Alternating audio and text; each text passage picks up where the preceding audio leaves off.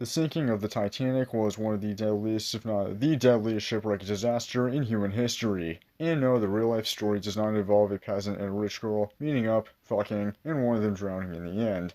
Rather, the real life story begins with a shipyard called Harland and Wolff, a company based in Belfast, Northern Ireland, that was responsible for constructing ships for an English shipping line called the White Star Line.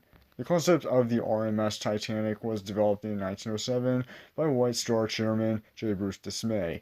His goal for the ship was for it to be the most lavish and largest ship ever built, and also to compete with Cunard, another British ship line responsible for ships such as the Lusitania and Mauretania, and several being named after famous female British monarchs. The construction of the Titanic officially began on March 31st, 1909, and took roughly 26 months before finally entering the water on May 31st, 1911. Financed by the U.S.-owned International Mercantile Marine Company, or IMM, the Titanic was an absolute beast of a vessel, measuring at 882 feet, 269 meters long, 92 feet and 6 inches wide, and 175 feet from the keel all the way to the top of the funnels. To give you an idea, this is the length of an average football field and the width of a freaking 4-lane highway. It was indeed the largest ship in the entire world, having a total of 10 decks, each supported by a structure including 200 hull plates of rolled steel, and could hold a capacity of over 3,000 passengers. The Titanic officially set sail on the evening of April 10th, 1912, departing from Southampton, England, with the intended arrival in New York City on April 17th. Helmed by English merchant sea captain Edward Smith, the voyage was scheduled to take place over the course of 7 days, which is roughly 137 hours.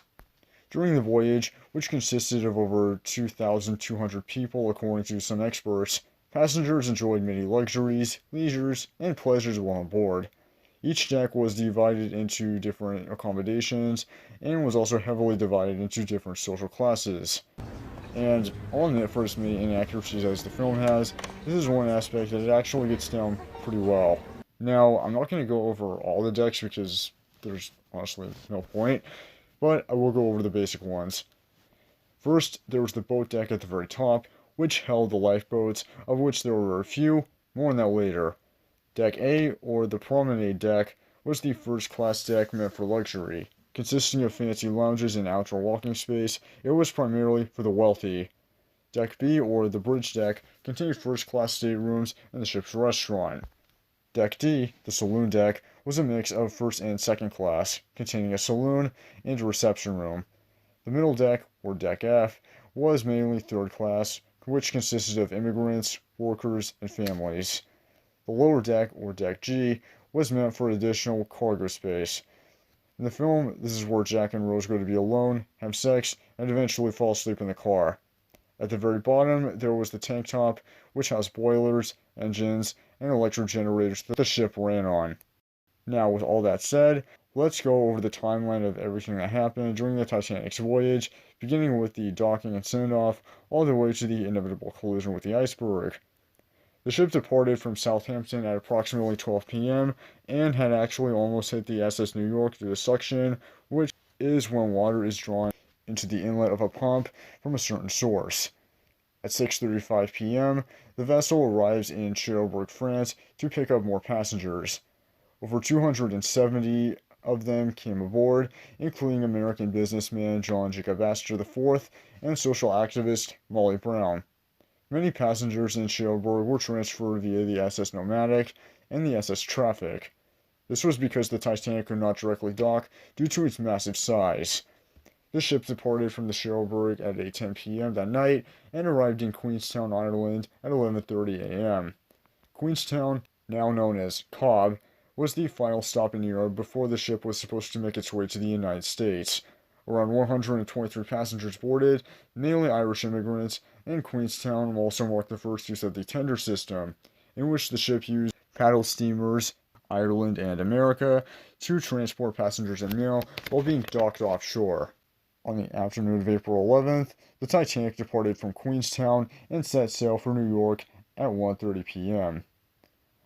For the next 2 days, everything went relatively smoothly as the ship sailed over the Atlantic Ocean, but things slowly started to get more tense. On the afternoon of April 12th, at 5:46 p.m., the Titanic had received its earliest ice warning from the French liner, and forgive me if I'm pronouncing this wrong, La Touraine, who reported thick fog and icebergs miles from where the ship was. The warning was noted, but none of the officers nor the captain saw it as any cause for alarm.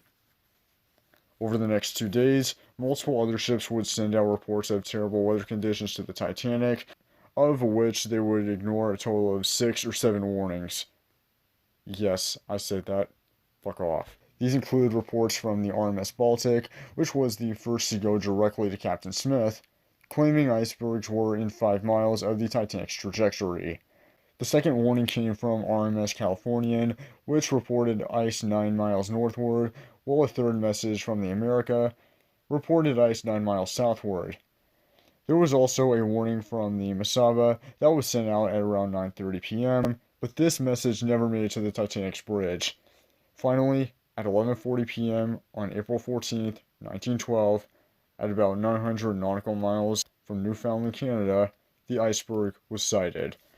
First Officer William Murdoch ordered the ship hard starboard, a maneuver that would turn the ship to the left and reverse all engines, but it was no use due to the Titanic being far too close to avoid a collision. The Titanic failed to divert its course, and the ship struck the iceberg from its starboard right side. The collision ruptured 5 of the Titanic's hull compartments, all of which were not capped at the top, causing them to be filled with water, which led to the bow sinking and the sterns to be raised in a vertical position above the water. Passengers and crew quickly started to panic once the ship started going below sea level. Band members played music to keep passengers calm, while others prayed and waited for rescue. Meanwhile, crew members went to work to help passengers evacuate, and due to poor participation and initial disbelief that the ship would sink, only 20 lifeboats were produced. Stewards and officers awoke passengers and led them to the boat deck, with most of them being women and children. At 2:18 a.m., all the lights in the ship went out. Seconds later, it broke in half on the surface before the entire Titanic sank below the northern Atlantic Ocean. The bow went first, and the stern shortly followed. By 2:20 a.m., the whole ship had sunk below the water on April 15, 1912, and as of the writing of this video, both parts now sit about 600 meters apart on the ocean floor. During the disaster, roughly 1,500 people lost their lives, and though estimations vary slightly, most researchers agree on that figure. This included 815 passengers and 688 crew members, most of which drowned in the freezing waters of the Atlantic Ocean. One of the victims of the disaster was Father Francis Brown, a Jesuit and photographer who boarded off the Titanic when it was docked in Queenstown. He was responsible for taking some of the most famous photos we now have of the Titanic. These include photos of the passengers, the captain, the engine room, the gymnasium, the restaurant, and yes, even the sinking itself. After his death, the pictures became lost for decades until they were rediscovered by Pastor Eddie O'Donnell in an expedition in 1985.